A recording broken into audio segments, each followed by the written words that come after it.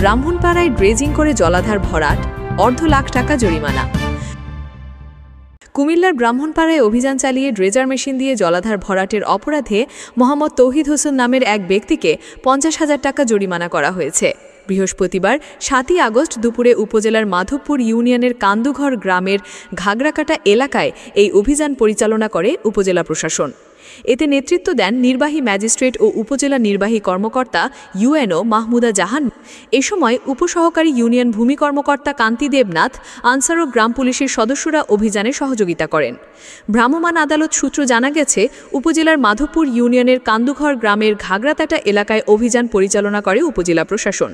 এ সময় অবৈধ dredger machine দিয়ে জলাধার ভরাটের অপরাধে ড্রেজার মেশিন মালিক তৌহিদ হোসেনকে 50,000 টাকা জরিমানা করেন ভ্রাম্যমাণ আদালত।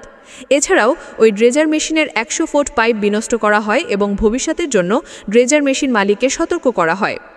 নির্বাহী ম্যাজিস্ট্রেট ও উপজেলা নির্বাহী কর্মকর্তা ইউএনও মাহমুদা জাহান বলেন, অবৈধভাবে ড্রেজিং করে জলাধার ভরাট করে শ্রেণী পরিবর্তনের অপরাধে ড্রেজার মেশিন মালিককে বাংলাদেশ পরিবেশ সংরক্ষণ আইন অনুযায়ী অর্থদণ্ড দেওয়া হয়েছে।